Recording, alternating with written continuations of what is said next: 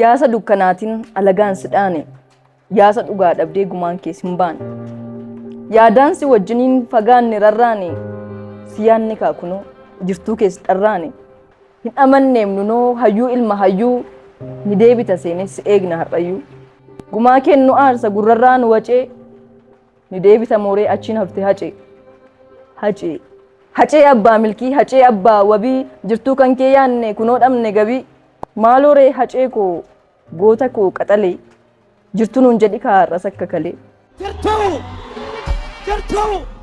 Oromoo koo jettee sirbitee geeraraa, sagaleef jecha keen galgaloo weeraraa. Nu sagalee dhabaaf nuuf taate sagalee, utuu nuuf iyyituu duutee makka malee. Saba miliyoona 60 kee keessaa nun taajjabiin malee yaa hacee hundeessaa. Kan hacee koo jedhee si faarsu maleessa, kan dhugaa kee baasu dhabni kaanu keessaa. Dhiigni kee lola'ee yaa'e karaa gubbaa, gumaas dhugaas dhabee bubbulee kaa gurba. Gumaan kees dhugaan kees utuun bahiin hafuun kunoo quba nyaachaa gahuun waggaa 4. Qooda dhugaa gochuu seenaan nyaatu rirmi, gumaa kee dagannee utuu nyaannu hirmi.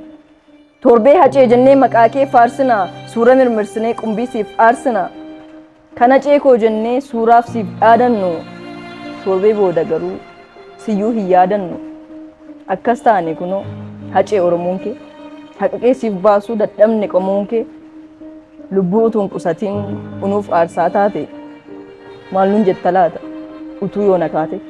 Goota goonni dhalchee hacee ilma hayyuu, ni duutee kee hin beeknu nuuf jirta har'ayyuu.